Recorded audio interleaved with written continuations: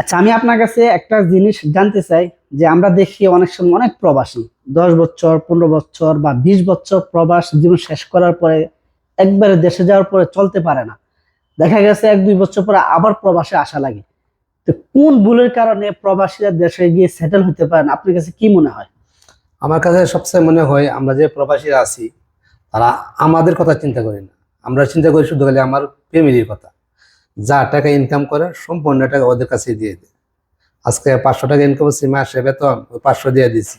ওরা খায়া শেষ করে আবার সামনের মাসে অপেক্ষা থাকে।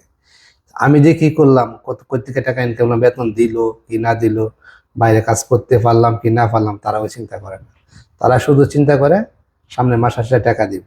আমার মনে হয় যতটুকু সম্ভব আমি ওই 500 টাকা বাড়িতে না দিয়ে যদি 200 টাকা দিতাম, আমার জন্য কিছু রাখতাম, আমি দেশে যাইয়া 10 বছর 5 বছর পরে এরকম কিছু টাকা জমায়া দেশে যাই একটা কিছু করতে পারতাম। তার মানে আপনি বলতে চাইতেছেন প্রবাসীরা প্রত্যেকে এই ভুলটাই করে যে নিজের চিন্তা করে না, খালি রাইট?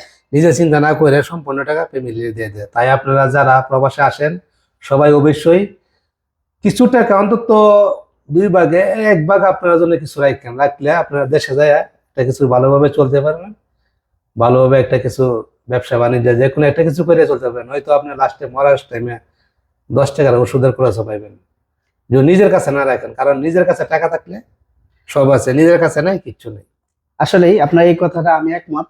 প্রবাসে যারা আমরা আছি আমরা প্রত্যেকেই এই ভুলটা বেশি করি। যা ইনকাম করি সব ফ্যামিলির কাছে দিয়ে দিই, কখনো নিজে সেভ রাখি না। তা আমি আজকে এই ভিডিওর মাধ্যমে প্রত্যেক প্রবাসীকে এই মেসেজটা দিতে চাই, যারাই প্রবাসে আছেন, যে যে যেখানে থাকেন, যে দেশে থাকেন, প্রত্যেকে যা ইনকাম করেন কম হোক বেশি হোক কিছু টাকা নিজের জন্য সেভ রাখবেন।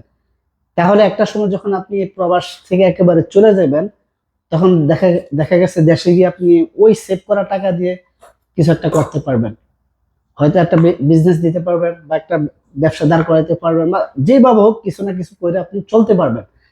আর যদি এবার যেটা বলছে একই ভুল করেন, আপনার নিজের চিন্তা না করে কিছু টাকা সেভ না করেন, তাহলে প্রবাসে তো জীবনে কষ্ট করলেন, দেশে যাওয়ার পরে কিন্তু আপনাকে সেম একই কষ্ট করতে কষ্ট হবে। কষ্ট করে শেষ হবে। তো সেই কষ্ট থেকে যদি মুক্তি পেতে চান তাহলে এই ভুল কখনোই করা যাবে না, কি বলেন? জি ভাই, আপনার কথা আমি একমত। যারা বিদেশ প্রবাসে আছেন সবাই দয়া করে নিজের জন্য কিছু রাখেন, এটি আপনাদের কাছে অনুরোধ।